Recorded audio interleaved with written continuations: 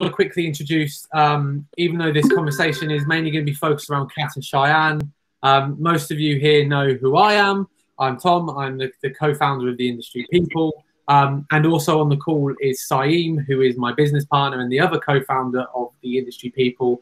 And we are starting this new series called Let's Talk, which is where we will begin conversations such as this on topics that need to be discussed. So we thought we'd start off with female empowerment. Other topics not confirmed but considered is racial equality, men's mental health, all things like this, that just things that people should be talking about and people should be more educated on. So let's begin with the first one. Firstly, let me introduce our two amazing guest speakers that we have. First of all, going in order of what who I have on my screen. We've got Chian Reynolds, who is an actress, comedian, who I had the pleasure of working with on How to Save a Life. And secondly, we have Chian Reynolds, who is a presenter, actress, model, and social media influencer. I will let Kat and then Cheyenne, I suppose, introduce themselves a bit better, I suppose, than just that. So Kat, do you want to go first? Yes. So hello, my name is Katerina. As Tom said, I'm an actress and comedian. I do a lot of comedy sketches online, and I've just made a TV series called Lads. I made it during the lockdown. I basically play a boy, but it's really good fun. And yeah, I'm just really excited to be speaking today, talking about some of my experiences in the industry, and yeah, just getting to know you guys a little bit better. Perfect, awesome. Cheyenne. Amazing, Kat. And so I'm Cheyenne, obviously. I'm a presenter, host, same thing really, model, and I actually wrote a show called Brilliant, and I kind of feel like it fits perfectly with this event that we're doing today. It's very much, basically the concept of the show that I wrote is to challenge the misogyny in society and also prove it and raise, you know, these kind of questions, because I like to, you know, really showcase the double standards in society. And I feel like, especially being in this industry as a woman, like it's important that these issues are highlighted. Perfect, thank you. And I've watched Grilling, and it does make me hate men. So it's doing what it is. So you're choosing them correctly to prove the point. Just so you know how this conversation is going to go, there is a raise hand button at the bottom, which is that little like high five button. Click that whenever you want to ask any questions. Again, we're just going to go with the flow today. We do have some fallback questions in case the conversation starts to die down, or focus questions, as Saeem nicely named them earlier in our chat. But we will just let the conversation flow. So if anyone has any questions, just raise your hand and we will come to you. So we'll begin the conversation, and this is, I suppose, both to you, Cheyenne and Kat. We're going to start off with social media, right? Because I think social media here is something that everyone at the moment currently has. Everyone at the moment is experiencing. And you both have quite a nice following online. Kat, I think it's 11K. Cheyenne slightly above it, 13, maybe just hit 14K. So first of all, whoever wants to go first, what do you use your social media for? What is the reason you are using it? Well, I feel for me, I think the main purpose I use my social media for is just for like promoting my work. I make a lot of comedy sketches, so more so for that, and then the odds, you know, posy picture or however or whatever. But I mean, mainly, yeah, for work and for gaining work. I mean, usually sometimes if I put up a comedy sketch, I might end up getting a gig out of it. So it's definitely been like a good thing for me to have, definitely. Brilliant. For me personally, I'm partial to a good selfie with the angles and the lighting, I can't lie. But for me, I think I started off just using social media just because, one, I was a bit vain, but secondly, it was just I would just be me on it. And that's kind of how I transitioned into doing a presenter kind of career, because I would always post and promote. And it was that actually what inspired me, because people would be like, oh, you should like pursue this career. And then as I started doing that, it kind of just created a platform that just really helped promote myself. And I also use it just for other things. Like I use my platform because I feel it's not just about building a platform to be this person. It's also about what you can do with your platform. I think you can use it for greater good. You can raise awareness with it. And so that's why for me personally, it's good to use social media. And I feel like if you are going to use social media, you have to be strategic, because I personally made the mistake of, I'm quite an open person. I do share a lot of my personal experiences online. So I will talk about like my life and everything. And that's when I realized, as my page has got bigger, that's when you have to make a personal account, because you have to realize, like, if you want to do social media and you want it as a business, as a brand, you have the power to what you put out there, and you have to also protect yourself. So as much as you want to be this open person or whatever it is, you have to make sure that you keep some things private, because otherwise people will start coming in and attacking you for it and like trolling. So it's just being very strategic with how you use social media, because you can make really good money on it. So that's my 2 pence. Tom, I think you're on mute. Thank you. Yeah, so thank you. So moving on then, you know, I think you both of you have been very open and honest before with some of the conversations or some of the messages you receive in your DMs, especially on Instagram. I know, Chian, you did a few YouTube videos about it a while back, probably just before lockdown. And Kat, we've definitely had that discussion during How to Save a Life. What kind of things are you receiving, without going into, I suppose, into too much detail unless you want to, and how are you dealing with what does come through? So, I mean, for me, a lot of the messages that I get on Instagram, it can range from a lot of different things, from dick pics, which is something I definitely don't want at all. People asking me out, people sometimes asking about my comedy, which is very nice and very welcoming. A range of things. But I feel like when you have social media, at the end of the day, like it's a barrier. You know, it's not exactly how you are in real life. And I think if a guy sent me a dick pic, like no one would ever do that in real life. As in, like, say you're walking down the street, a guy's not going to come up to you and say, "Oh, do you want to see my dick?" Like, no one's going to do that. And that's what I mean. Social, like, how I see it, is that I see it as like, it's not, you know, they're hiding behind something. They're hiding behind a screen. Maybe they have the confidence to do that over a phone. They think they have that power. And also, social media is so easy to like contact people these days as well. Like, you literally just have to send someone a DM. They might read it, they might not. So it's so accessible. So for me, it doesn't necessarily offend me. It just makes me think, why would you do that? Why would you send a dick pic to someone who you've never met before? Like, why would they want to see that? And then I guess, yeah, and then the same with like asking you out. Like, you've never met me, you're basically just judging me based on my social media and what you've seen.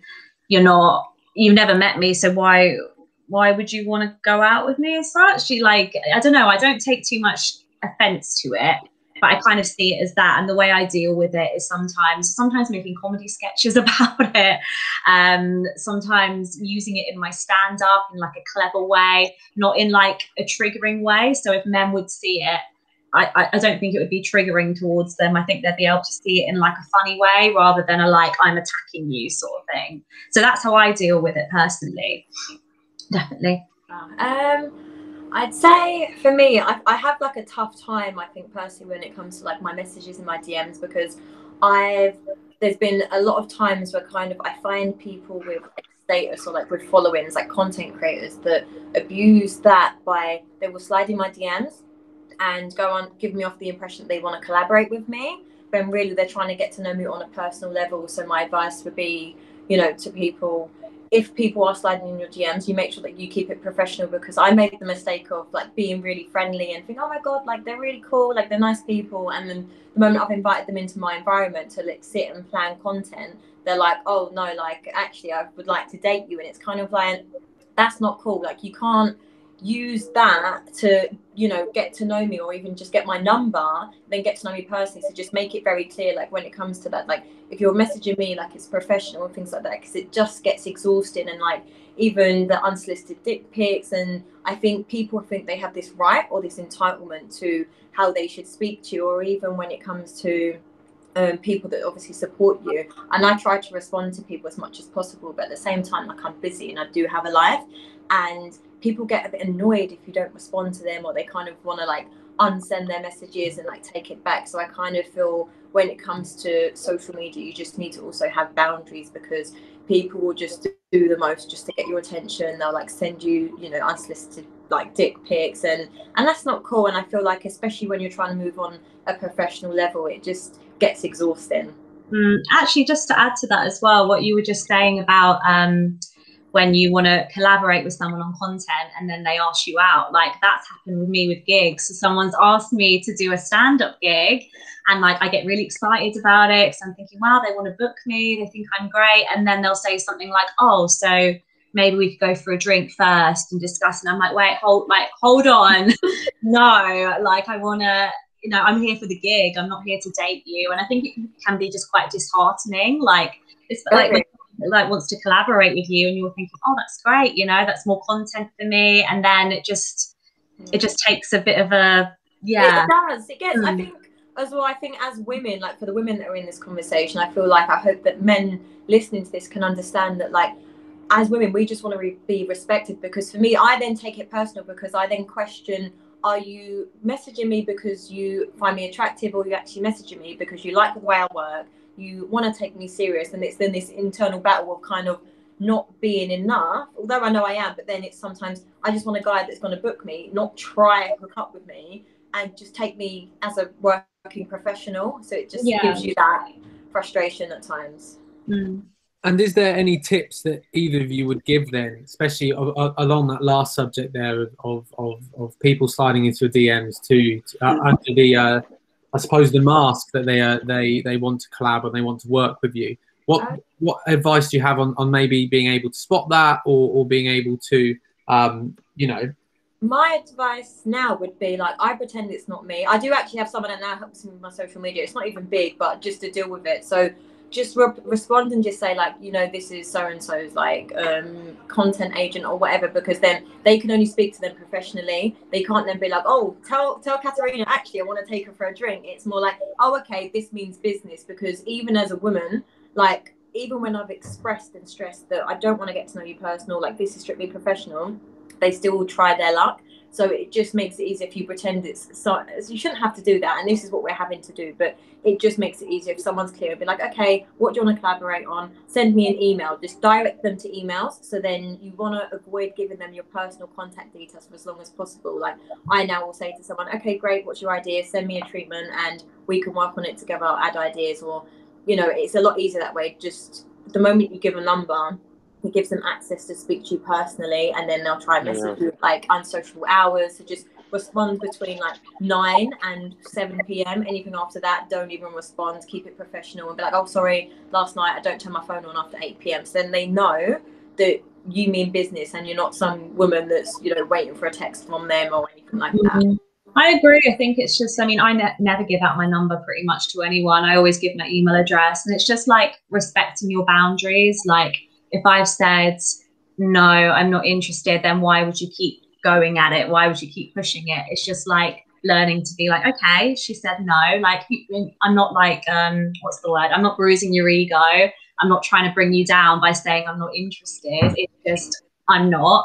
And it's just having that respect. It's not, you know, it doesn't mean anything. It's not like I'm rejecting you as such. It's just, yeah, having that respect for people saying no, basically. Exactly. Which you would expect guys in this and men in this industry to be able to deal with, because part of the whole thing of an actor and a comedian or a dancer is getting the word no constantly. Unless you're someone like Benedict Cumberbatch, who seems to be in everything. Like you know, that just seems to be the way it is, which is baffling, I suppose, from that aspect, to know that there are men out there and that are like that.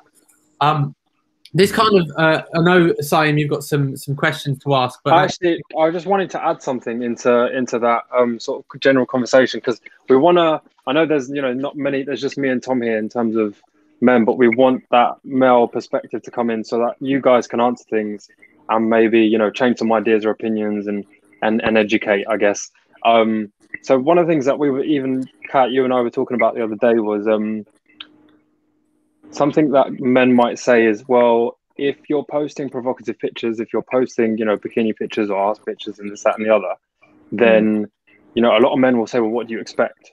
Like in your DMs, what do you expect in your DMs? And what kind of, and this goes back to that question that you guys answered at the start of, what do you use your social media for? So like a man might ask, who does send these kind of DMs, he'll say, okay, so you posted that picture, who have you posted that picture for? And then, so what would your response be to that? And then also your response to correcting their inappropriate behavior because of those things.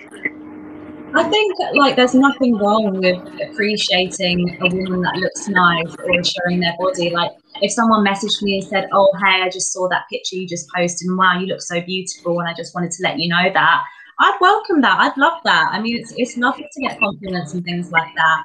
It's just when they take it that step further and when they say stuff to you like you said, like what do you expect? It's like, well, if it was for you personally, I would have sent it to you personally. Like I'm not going to put a picture of me in a bikini publicly for everyone to see. If it was just for you, like I would send it to you personally and I'd have the initiative to send that to you personally. So I think that's usually how I respond to it anyway. I say if it was for you, it would be sent to you. I mean, what I put on my social media is public.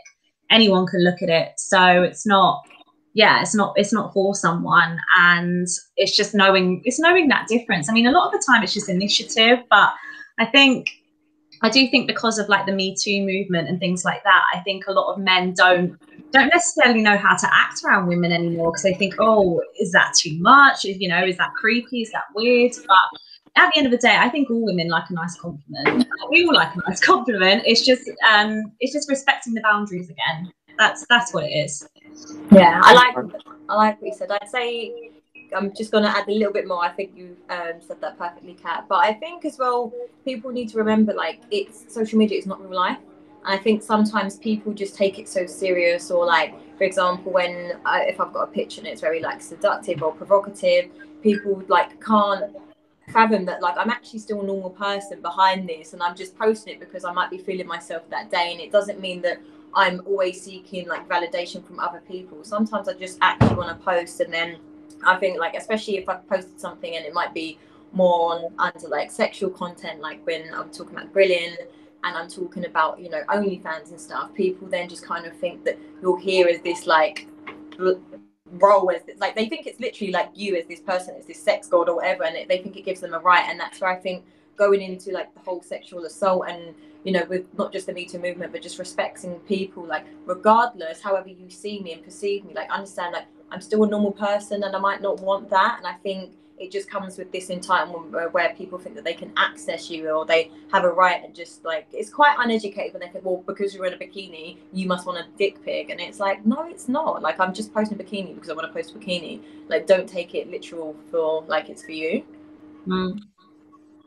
Yeah, and I think that kind of nicely moves into I have some more, I suppose, targeted in fact of certain questions, certain people. So Cheyenne, you mentioned it there around grilling. So for if any of you haven't seen grilling or haven't seen it online, it's this I suppose the persona of a dating show where you ask the upfront questions early doors. So like body count and does size matter and all this kind of stuff. Cheyenne, congratulations on it, because it has been a hit and it's all over my Instagram feed. First, it's a good show. It's entertaining to watch. It is entertaining to watch, even though, as I said, it makes me hate all men. But have you seen yourself any negativity come your way because of that, and because you are highlighting, misogynism? That's not the word. Misogyny. Yeah, misogyny in in the on the internet. Have you received any negative around that? And if not, also the other end, positives from women who are also seeing it. Yeah, I got trolled a lot because basically, like, it went in America, like it went really viral in America, and I found that the American audience took everything that I was saying as quite literally, and I kind of feel that also is the hardest thing, because for me, I've been trying to present and do things, and I thought, you know what, I'm sick and tired of getting no's. I'm going to write a show myself, create it and present it and like produce it, so therefore no one can tell me no. So that's why I actually done the show as well, also for the research purpose and to prove the point. But with that, I found people literally take it as literally, and they see me as just like this bimbo. They don't realize that I'm playing a character, and it's a role, and it's, you know, the concept of the show to obviously create clickbait and be strategic with it. So that's why. And so the way people were trolled me, like, just to see things that weren't nice about me, but at the same time, I learned to not take it personal, because it's not personal. Like, that's, firstly, it's not me. Secondly, I don't really care what a stranger thinks about me on the internet. It's like, I'm not trying to be like you don't have to like me. I like me. So I'd say, like, be very sure with who you are as a person, firstly, before really pursuing something. Because, like, you know, you see when people actually think Coronation Street is real, you know, like, for actors, when people take things so literal and will come for your life and troll you, I think you just need to ignore it. And I kind of feel like, be unbothered. That's the best way to deal with it. Because, you know, there are people that will go through every single video just to troll me, just to get my attention, and it's not worth even giving them attention. But the flip side is, you know, social media can be used for so many amazing things. Like, I've now built a massive platform, well, not massive, but a big enough platform, so then I can push it to do like things that I want to do, like my charity work and that. So I definitely do like social media, but yeah. Yeah, perfect. And just while we're on the topic, then I know this is maybe going slightly off topic, but just discuss why you have, I suppose, a small audience here about the charity work that you do. Oh, thank you. So I run a page called Pure Love Projects, where we like to go do like homeless feed handouts, like beach cleanups, forest cleanups, and just be like little do-gooders. I feel like it's good to just put good energy into the world. So if you want to volunteer, hit me up. Perfect. Yeah. And Kat, so coming to a question that I have for you. So it's raining in here. Don't get rained on. So obviously, being a female comedian, stand-up comedian, is something that we see more now than we did, I suppose, 10 years ago. But still, I think I'm right in saying is a very mainstream-wise, heavily dominated male industry, especially in stand-up. What has it been like trying to, trying to find your way into this industry of stand-up comedy, and what challenges have you found, and how have you overcome them? Mm. Well, you know what? When I actually got into stand-up comedy, I was acting for quite a long time, and I wasn't really doing much. I wasn't really auditioning a lot, and I kind of thought about it, and I thought, well, what do I actually want to get out of acting? Like, what kind of role do I want? And I thought, oh, I really want to be in a comedy series. That's like my goal. So I thought, well, maybe if I did stand-up comedy, it would naturally sort of take me down that path. So I didn't even really see it as like a male-dominated industry at first. I just thought, oh, I'm just going to try and be funny and see what happens. And then I noticed, as I was doing more and more gigs, I mean, a lot of the lineups I was doing, I was the only girl on the lineup. And naturally, you do stick out when it's me and 5 other guys, and it was hard. I mean, a lot of the heckles I'd get, like, how much for a blowjob, show us your tits, like really disgusting stuff. In the middle of the show. In the middle of the show, in the middle of the show, people just shouting it at you, and it's just learning to deal with it quickly on your feet without feeling like, oh wow, I don't like this energy. But it's like dealing with it in a witty way, I guess, and not getting angry about it. But yeah, it was really hard at first, because I was doing a lot of like the working man's clubs, so it was like quite, you know, heavy audience and stuff, and being like, yeah, the only girl on the lineup can be a bit intimidating. But I feel like it's given me like so much confidence, because I mean, when I was acting, I was quite shy, and naturally how I am, I'm quite a shy person. But when I'm performing and doing comedy, I'm really extroverted and really out there. So I feel like doing stand-up has actually helped me find my voice, I think. Like, talking about dating and relationships and things that have kind of failed in my life has actually been sort of like therapy for me, and I've managed to make it good, but in a funny way, basically. But yeah, no, stand up was pretty heavy going into it, but I've kind of, yeah, I feel like I found my place sort of now, and it's changing. There's a lot more female lineups now. It was just at the beginning there was a lot more men, and you do notice as well, like back to what I was saying about people shouting stuff at me, like, yeah, like show your tits and things like that. You wouldn't really get that, I feel like, if a man was performing. Like, a lot of the time when a male stand-up comedian is performing, there's a certain level of respect in the room of like, okay, a man's performing, right, let's be respectful. Like, you wouldn't shout get your dick out, would you?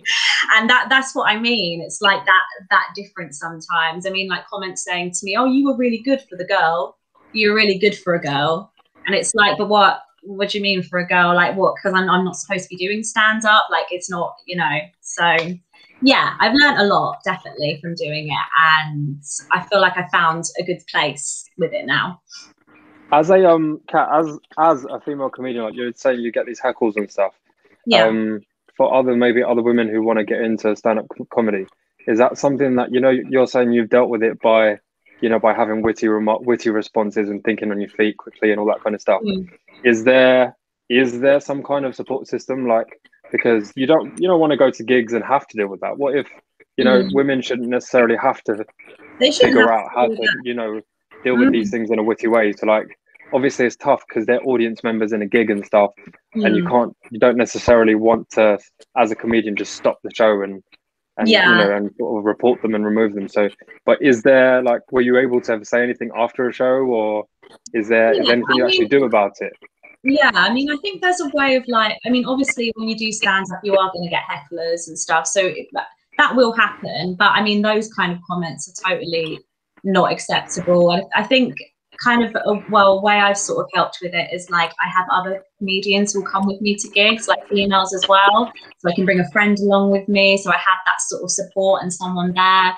When I leave a gig, I probably won't walk back to the station on my own. I'll walk with a friend, and just talking to people, talking online. Like, a lot of those kind of comments I've had, I've actually kind of sort of used now with my comedy partner Kat. So we talk about these experiences all the time because she's had similar heckles. So it's good talking about it and voicing it and speaking about it. I mean, it's never reported it because it's hard because it is heckling. Yeah. But I'm there in the audience. At the same time, it's still not acceptable to be shouting stuff like that. I think also Definitely. As well, if you want to get into stand-up comedy as a female comedian, maybe be a bit more selective about what gigs you're doing at the start. I feel like when I got into it, I was just like, okay, I'm going to take any gig here, there, everywhere. I mean, I performed to, like, there was a bunch of Millwall football fans, like, they were rowdy and rough as fuck, and I was like, and I would have never done that, I don't think, but I think because I was so new to comedy, I just wanted to accept every opportunity there. So I was like, okay, I'll do any gig, any location. But I think it's important to be selective about it and look into the venue, look into, like, the people going, that sort of thing. Yeah. Guys, just to let you know, my thing dies, my battery flashed on 10, but because they're filming next door, I can't actually go down and get my charger. So I'm going to apologise if it cuts out. No worries. We will continue until you can return, and if not, then I'm sure Kat will have a lot to say. So before you go, then I suppose this is a sort of question that you can both answer, because I know that you both worked on some music videos. One very recently, and Kat, I believe, one for Lethal Bizzle. I might be wrong if I've got that. That's correct. Yeah. Years ago. Now, in music videos, I suppose it's in majority of the time, especially in hip hop and in rap and in R&B, if it is a male artist singing, then the women in the video are tend to used as I suppose to be, you know how good their life is, because they're surrounded by women, a lot of bum shaking, a lot of half naked bikini. I suppose the question I have is, when you've been going to these jobs themselves, there been like a definitive line where, you know, the camera starts and you're treated like that, but behind the scenes you're treated like an absolute professional? Or is that line blurred and actually you're kind of treated exactly the same on camera as you are off camera? And I suppose, yeah, that's it really. Either of you can answer first. From my experience, it really depends on like the production companies and stuff, because they really set the tone and the vibe for how you're treated. You know, because there's been the time on set where I've actually argued with a director because the way he was objectifying the models, I just was like, look, firstly we're not dancers, because he went like, stand up and shake your ass. And then I just was like, excuse me, like, who are you talking to? And then he's then not like the fact, you know, like his ego's rubbed that I've answered him back. And I just was like, look, with all due respect, like, you've booked models, you haven't booked dancers. Secondly, you don't just say to us, stand up and shake your ass. Like, it would be address us professional, like, oh, hey ladies, like the next scene is a dance scene.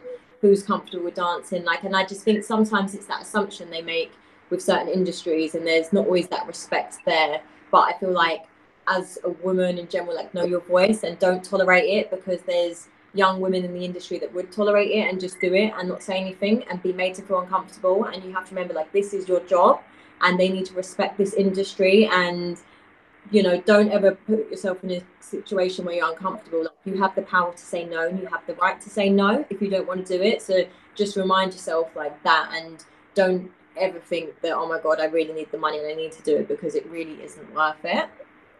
But no, they're professional, you know. No, yeah, I agree. I think it's just about like doing what you're comfortable with. Like, if the director asked you, okay, the next scene is going to be a scene where you're going to be wearing a bikini and, you know, we want you to twerk or whatever, it's whether you feel comfortable doing that. And if you do, then fine, do it. But it's like, it shouldn't be someone saying, right, you're going to go do this and you have to do it now. Like, it shouldn't feel like that kind of environment. And usually it's not. I feel like most directors I've worked with have been very respectful and, you know, not made you feel uncomfortable in that sort of way. But it's interesting though, because of like with music videos and stuff, like especially with rappers, you get like Cardi B, when she came out with WAP, there was so much criticism about it, like so much like, oh, that's too much, that's so vulgar. And it's like, well, she's okay to talk about, you know, her pussy and whatever, but then when a guy talks about, you know, fucking bitches and hoes and whatever, that's totally fine and that's totally acceptable. And it's just so interesting that when she did that song, there was so much criticism about it. So it's double standards a little bit, I think. Yeah, definitely. I haven't even, like, I didn't even think of that. You're so right.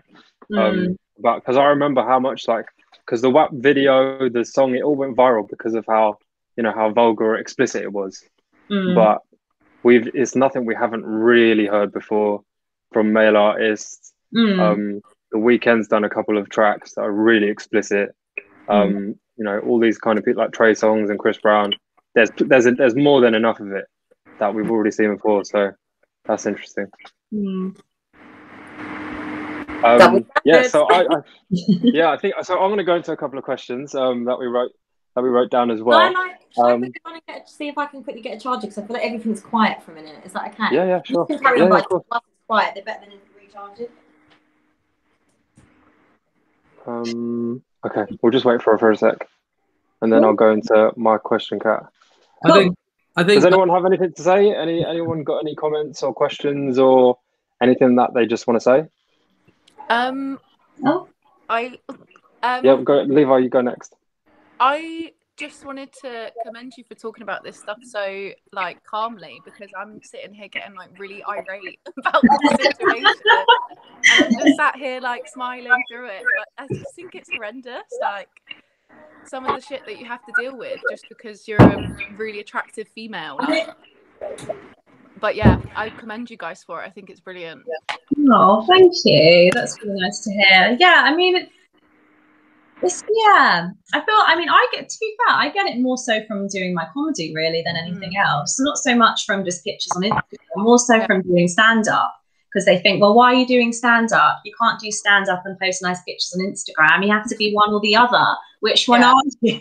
And it's like, well, no, I can do both things. I am capable of doing both. And some people just don't get that. And to this day, some people still don't get that. I get messages on Instagram saying, you know, what are you? I don't really get it. Like, are you a model? Are you stand-up? Like, what is it? And it's people like, can't take, like, a lot of female comedians like Rebel Wilson, Amy Schumer, take the mick out of themselves for being like fat and play on it, and because it's like so gross. And now you've got like Rebel Wilson trying to make herself a decent actress, and she thinks that the only way to do that is to lose weight so people think she's beautiful. And it's so backwards. And it's like people struggle to see you doing comedy, and they're like, but you're not ugly, like you're not fat, like why are you? It's so weird.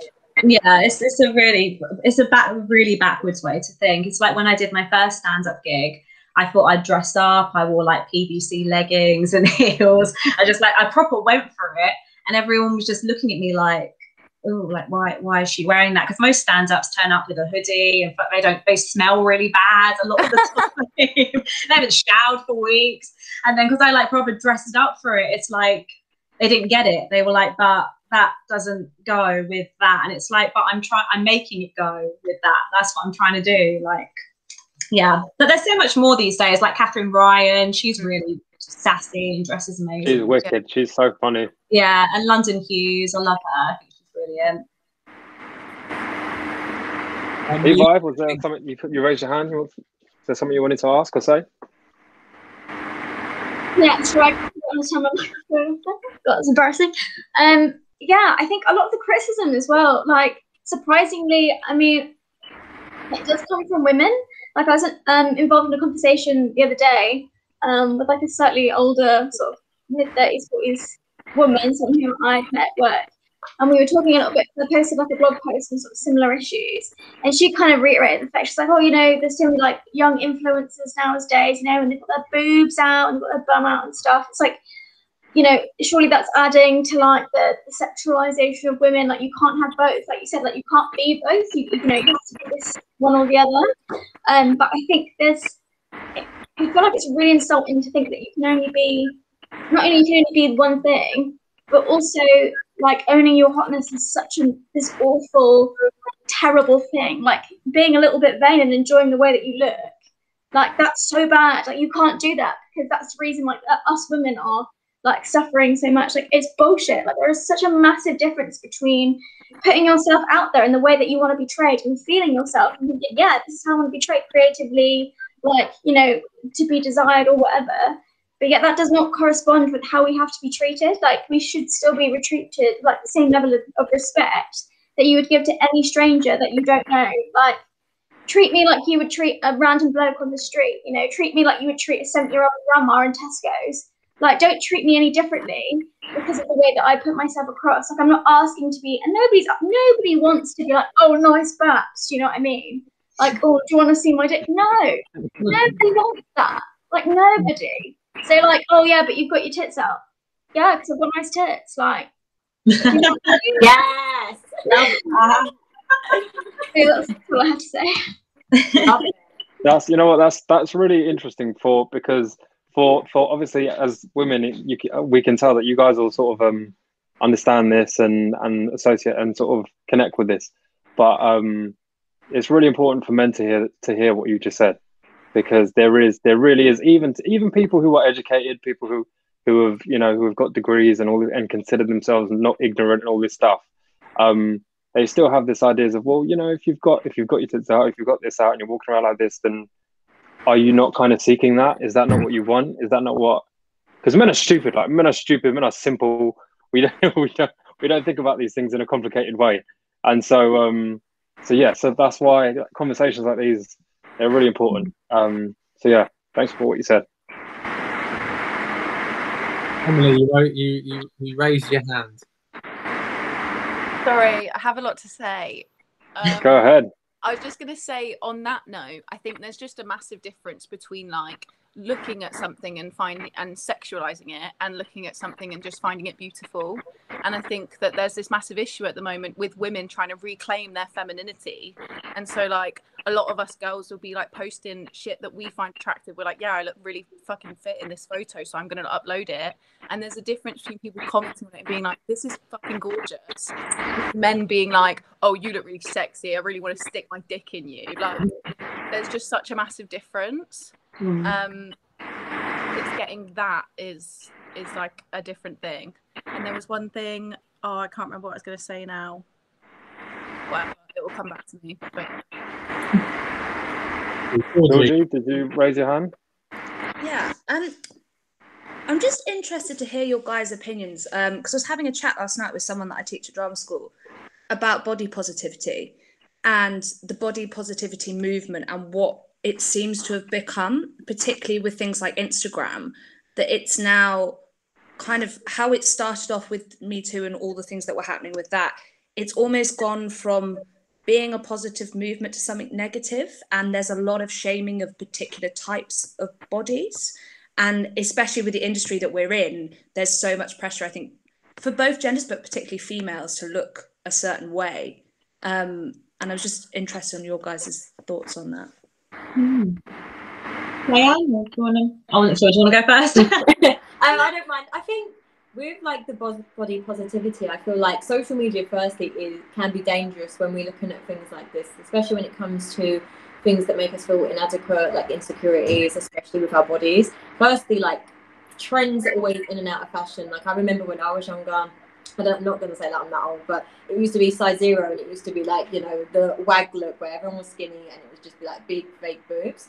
And it's crazy now that obviously there's this whole hourglass and everything, and it's kind of also with image, and it plays into kind of, I think, people and just like the image that they portray. Because I know that obviously I'm not one of those influencers online that says about, you know, you need to look like this or you need to be like this or promote that. I try not to. If anything, I try to promote about, you know, just go to the gym because you need it for your like mental state and things like that. And I think everyone's become too reliant on social media to be the answer for things. And I think that's where it's not progressive, because the answer isn't on Instagram. And I feel we expect to see things, and when it doesn't fit with what our idea of, or our idea of like an activist on calling out body positivity, we then get angry about it. And I think we put too much expectation onto people in the media, when really it's more of an internal thing that we need to digest and in a way not actually care about other people on social media. I'm sorry if I don't even know if I answered it how you wanted me to answer it. But no, it's just it's really interesting, because I think it's also like, from one of my experience, I was once told by a casting director that even though I look young, I'd never play lead because I'm too fat. And that was something that was actually said to me in a workshop once. And I mean, I've always struggled with body image and these sorts of things, but actually having somebody in the industry tell me that, and kind of just not knowing how to respond to it, because you're literally in a room with other people going, I don't even know what to say, because if somebody said that to me in my personal life, I'd tell them to fuck off. But how like saying that to somebody prolific in the industry, it's like, how do you deal with that? Sorry. No, I was just going to say, well, first of all, he sounds like a dick. That's a horrendous thing to say to someone. I mean, to be fair, I had a similar thing actually happen to me. Someone said to me, you wouldn't get cast in many lead roles because you're very short. Because I'm only 5 foot, and they were like, because you're a very short woman, and that annoyed me, because it was like, well, I can't exactly, you know, I guess weight you can make, you know, put on, but it's still not very nice, still not a nice thing to say. But also with your height, it's like, well, I can't exactly grow any more than I can. But it's just an awful thing to say. It's not. It's only. I think you've got to remember. I don't know how you would even like, because that would really upset me, and I can imagine it really upset you. And it's like, what do you even say in that moment? But it's also like, I don't know. I think it's maybe saying something, but also we're not saying like, well, fuck you, but saying something of like, well, this is how I am, and you either want to cast me in something or you don't. And if you don't, well, fine, I'll go somewhere else, and I will get a lead role, and you'll be watching it on TV at some point. Hey. Yeah, that's right. Because I think everyone as well is going at the moment, like the industry's changing. You turn on the TV now, we are seeing more diversity. but it doesn't feel like that in all senses of diversity, because I mean, you see like the average film poster, it's still going to have a white size 6 girl on it with a good looking 6 foot generally white male on it, and it is changing, but it doesn't always feel like that. I know that's a broader conversation than just this, but I think that's something I'm noticing, that everyone's going, well, it is changing, but it feels fucking slow. I think, just to interject with that, we're the generation that are going to come in and we have control of how fast it changes to some extent. Obviously, it's still these massive decisions for movies and stuff. They're made by, you know, execs, white male execs who are in their 50s and 60s, and someone like me or Tom, for example, you know, we're 24. Just to take us an example, we're not going to be of an age to be at that executive making decision anytime soon. But at the same time, we're the people we're next in line to make those decisions. So it's up to us to increase the speed of these things. And the other thing is, there's a whole generational difference. So I know we're slightly going off topic, but and we'll come back. We'll focus it back with a question. Tom's looking at me funny, but we're a generation that doesn't care about the things that the older generation do as much, or don't even see them as much.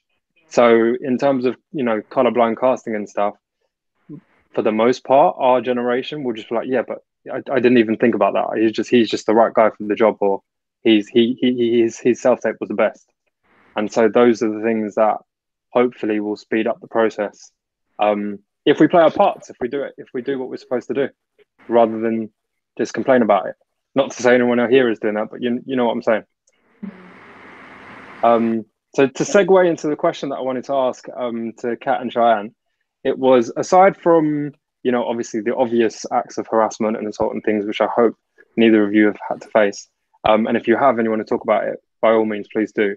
What little things, and this is more for the men listening, what little things do you, like micro things, do you face on a regular basis, or you've seen often, that men do that make you feel, I don't know, maybe belittled or less than, or not being treated as the same as maybe male colleagues? Do you have any examples of those kind of things?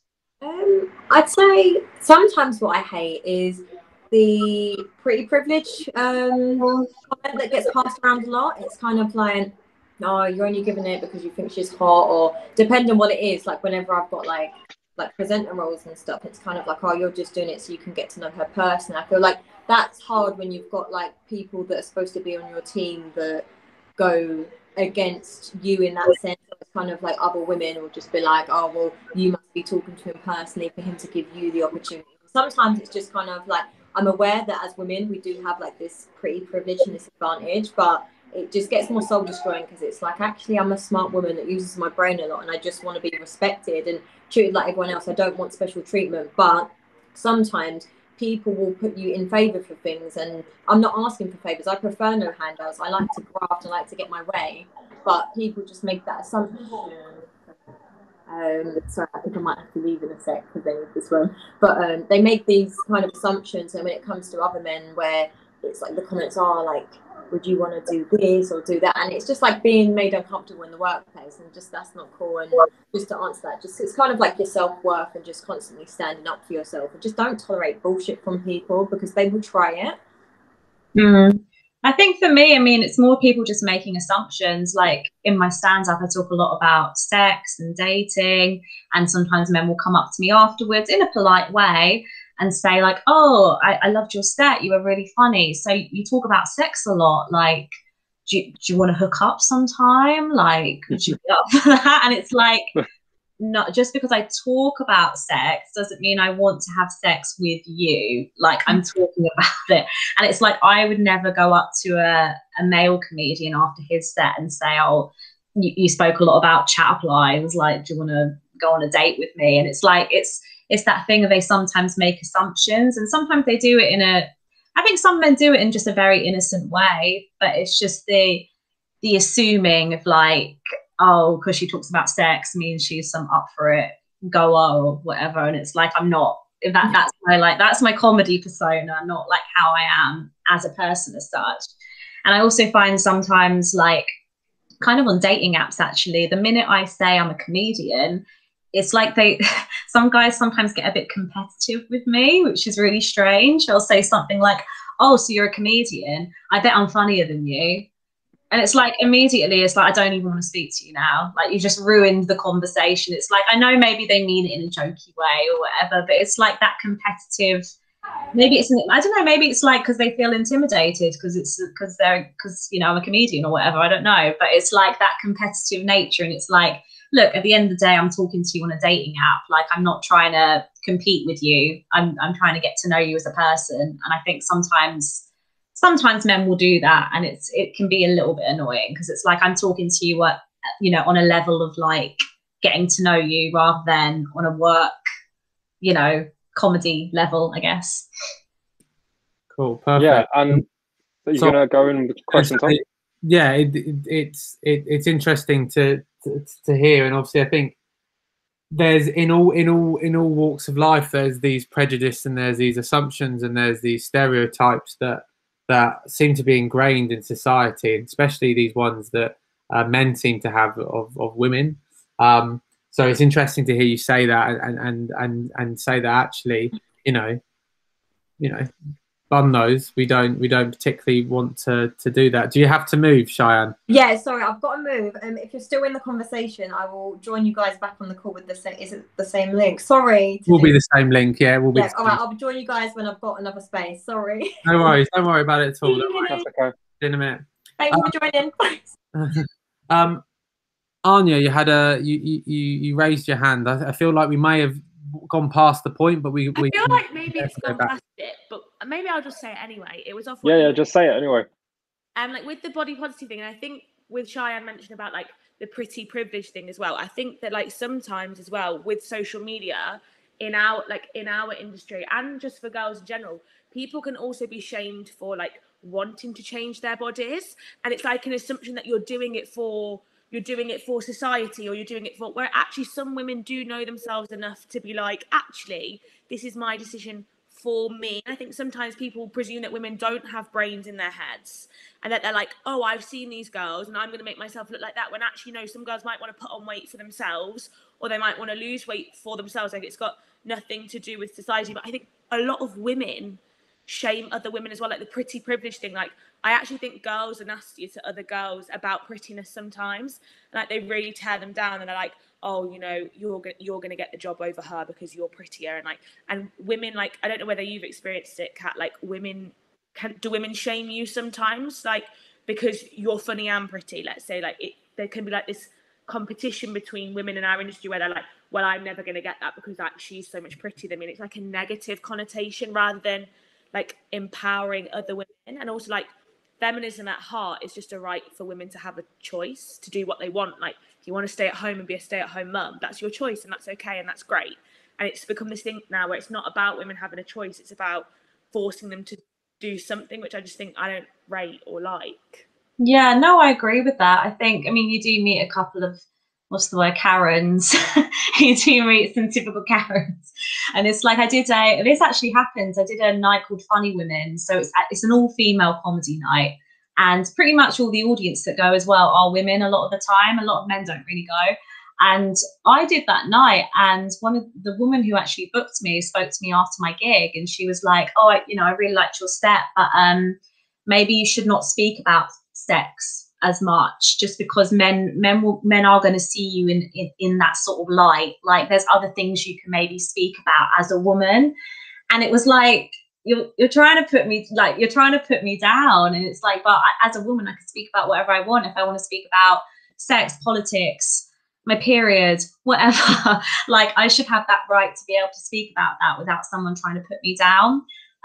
So yeah, I feel like I've definitely had that before. It's not always just men. Sometimes it is women that feel like they have to say something or feel intimidated. I don't know, like that sort of energy, and it's just not nice. It's like, we should all be lifting each other up and empowering each other to do what we want to do, and however we want to dress, put on weight, lose weight, whatever we want to do, like, we should be supporting that.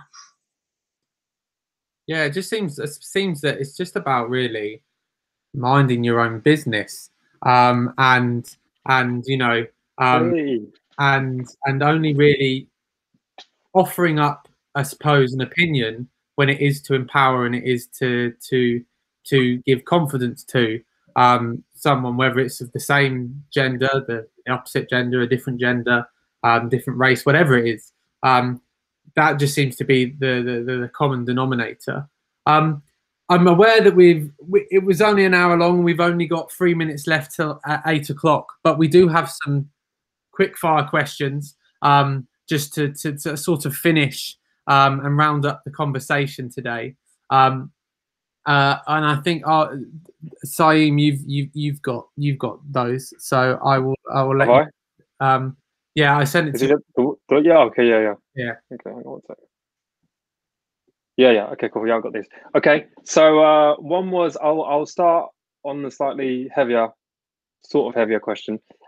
More for people like women going into the industry, going into, you know, where they're going to be on film sets, they're going to be on sets, musical, whatever, sets in general, and people who are in it now. From your experience, Kat and Chian, if you've had any in this area, if a woman is being harassed by anyone else on set, whether it's someone in a power position or someone not, how would you advise they deal with it? Because how would you advise that they deal with it? Me? Should I speak? I was when you're waiting for Kat's like lip to move. I thank you guys for welcoming me back, by the way. I'm now actually sat in a car with my friend Chris. Yeah, so thanks for letting me sit here. It's all right. It's all right. It's raining. Yeah, we're in the rain. I'd say for any woman that experiences harassment or sexual assault in the workplace, 100% you cannot stay silent, because I know that there's so many women that hold it in and suffer in silence and will not speak out. I feel like find a safe person that you can trust and be open with, because I feel like sometimes if you find the fiery and the loudest person in the room, they will either, like, you know, put you in a more vulnerable situation. It's actually happened to me personally when I was put in a situation and I'd told a friend that I got close to on set, and they'd then gone all guns blazing because they wanted my best interest to stick up for me, but it just made the situation worse, because then I felt like I was a really difficult person to work with. But then I look back now as like a 28-year-old woman, like I wish that I did stick up for myself, because I didn't want to be inadequate, and I just kind of was like, oh, it's okay, like don't worry about it. But you know, the fact that like this guy had put his hand down like my bra and was like touching my boobs, and because I didn't want to create a scene, like I just stayed silent about it through like the most of like the day. And I just look and I think no one should ever have to put up with that. So the moment that happens, you need to speak with someone, you need to speak out, you know, and just find a safe person, confide in them, and then take the next steps, which is, you know, like, don't take this lightly. Like, you're a person, your feelings are matter, like that you need to validate your, you know, feelings, and, you know, don't have, you know, and it's a reason why I say speak with the right person is because you could also speak with someone that doesn't believe you, or you feel like you've opened up to them, like being vulnerable, and they're not listening to you. And I feel like there's nothing worse than feel like you're not being heard or seen. But that's why it's important. Just find safe people, find a safe space, and really just be open and honest, and like don't be afraid. Yeah, I agree. I think just speak with someone who you really trust. And I think as a young woman as well, like going into any entertainment industry as a young girl, like if you're only 20, 21, like it can be really scary, and it's like you don't know how to sort of express things as such, or a bit like, oh, should I say something? Oh, I don't want to ever, like, I don't want to be sacked, I don't want to like look like I'm difficult to work with as such. But it's like, you know, it's wrong at the end of the day, and you should have that voice to be able to say something regardless if they're in a high power position or not. So yeah, I guess agreeing with what Chian says, basically, like speaking with someone you trust, you feel comfortable around. I mean, even if you have your phone on you, sending a message to a friend quickly, like saying, hey, something really weird just happened to me, like can I talk to you about it? Like, you know, it doesn't necessarily have to be someone on set, it could be a friend, just to get some advice and, you know, talk it through with someone. So yeah. Perfect. And then I have two, and then Simon has a nice one to round it off. So firstly, what 3 things, if you just had to sum it up, we'll go Chian first now, because Cheyenne's in the top left corner here.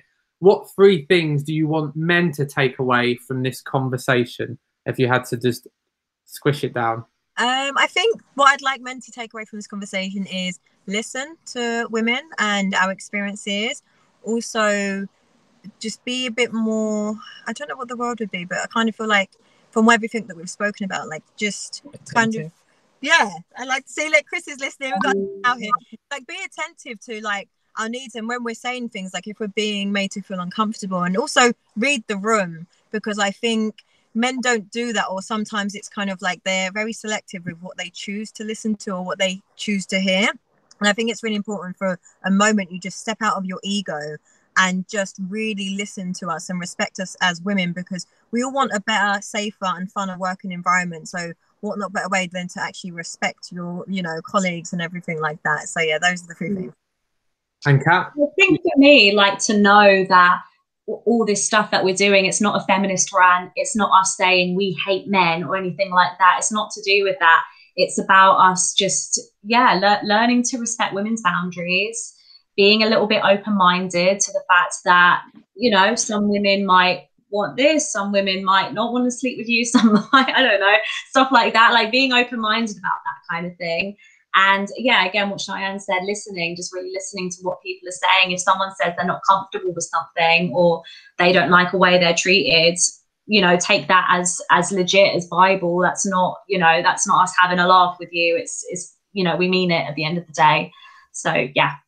Cool. And then flipping that round then. So what three things do you want women to take away from this conversation? Namely the women that are in this room right now in the chat, as well as the people who might be watching this later on YouTube or Instagram. Do you want to start, Kat? I feel like I'm always starting and talking. Sorry. I think for women to feel empowered by this. I mean, hopefully, like some of our experience and stuff, maybe you can relate to, or you know, maybe want to take away with you as such. So yeah, to feel empowered, to feel like you can speak up for yourself. Always speak up for yourself if you feel uncomfortable in a situation, and yeah, and just feel like we, you know, there's a sense of community with women. Like we don't have to be hating on each other all the time. We can be supporting each other. You know, that there should be a sense of support. And if another woman's going through something and want to speak about it, like there should be some sort of, yeah, community, I guess. So empowerment, support, and I can't remember what my second one was again, but you get the gist. You get the gist. I'm like thinking about the numbers. I'm like, how many free? All I can say is like to realize and recognize like your voice, like how important you are. I feel like don't let, you know, your experiences, even if they're bad, like really dishearten you. So just keep striving. Yeah, just use your voice, and also remember to speak out with that. And just also sometimes look out for other women, because I feel like we need to empower each other more and support each other more, because it's a hard industry as it is. It's hard being a woman, so let's make it easier on each other and not have, you know, like the comments about, you know, there's the pretty privilege for others, and just support each other more and just unite. Yeah, without being too preachy, but yeah, unite. And Simon, do you want to finish it off before I close the chat? Yeah. Okay, so the last question is, what's something that you've achieved, Chian and Kat, what's something that you've achieved in your careers that has made you feel proud of being a woman? So maybe maybe something you've done that's made you feel proud as a woman. I should say as a woman rather than to be a woman. Career or personal? Yeah. So for me, well, it's actually quite recent. So I kind of touched on it at the beginning, but I recently made a TV series called Lads. I basically wasn't really getting cast in many things, and me and my comedy partner sort of took it upon ourselves to make a series in lockdown. We've written it, directed it, produced it. We had an all-female team, even though we were both playing boys. It was still an all-female project. It was me and my comedy partner. Like the editing, everything was done by women, and it just made me feel really proud, you know, just to see how it's, you know, it's had some really great success, some really good reviews, and it's a really nice feeling. I think like doing something and having that all-female team, it's a really nice feeling and made me feel very proud. I'm proud. Thank you. I will send links. Sorry, I just saw it. Definitely. I'll send the link. I'd say for me personally, like the proudest thing for me is just the the drive that I've had to not be disheartened, because I've had like so many setbacks, so many knockbacks, and the fact that I'm still trying to strive regardless of all the things that have happened to me. I'm probably just more proud of just my personal development, going through things and just trying to create opportunities for myself, because I feel like from what we were saying earlier, and Georgie, when you were saying like when they said like, you know, you were too big, but the fact that, you know, you remind yourself like who you are and you take it from you, I kind of feel that needs to be the proudest thing for us as women, is just the fact that regardless of how many no's or setbacks we have, like that we keep going forward. So that's for me personally anyway. Thank you so much.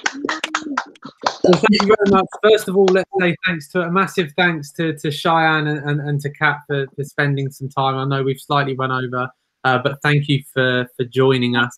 You know, a round of applause. Oh, thank you.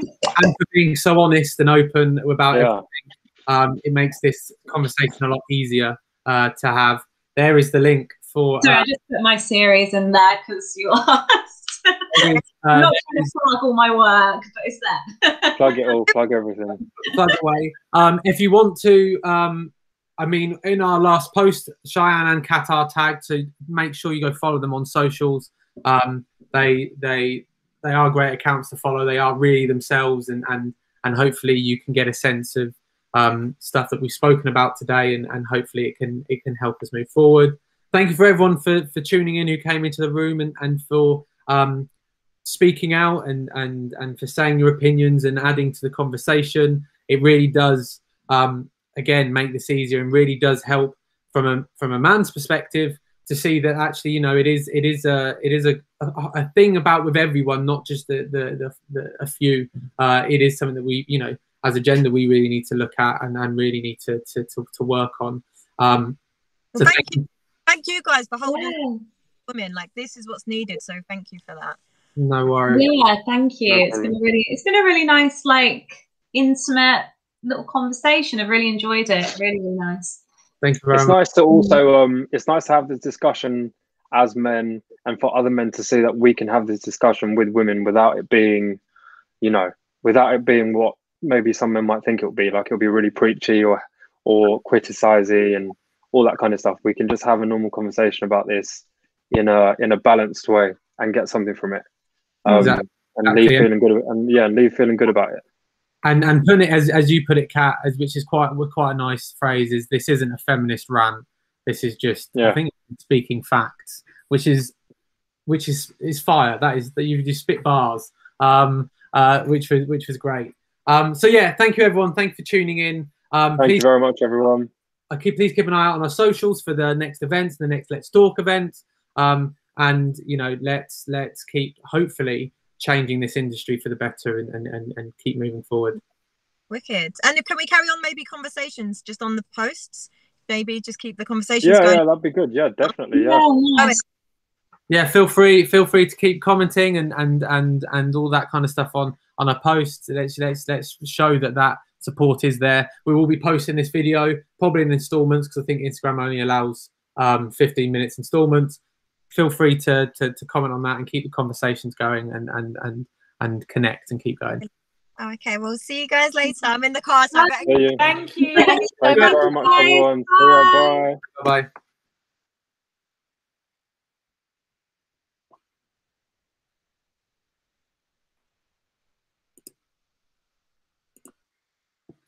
I removed her. I was thinking, Good event, man. Good event. Hang on, let me stop recording. Stop recording.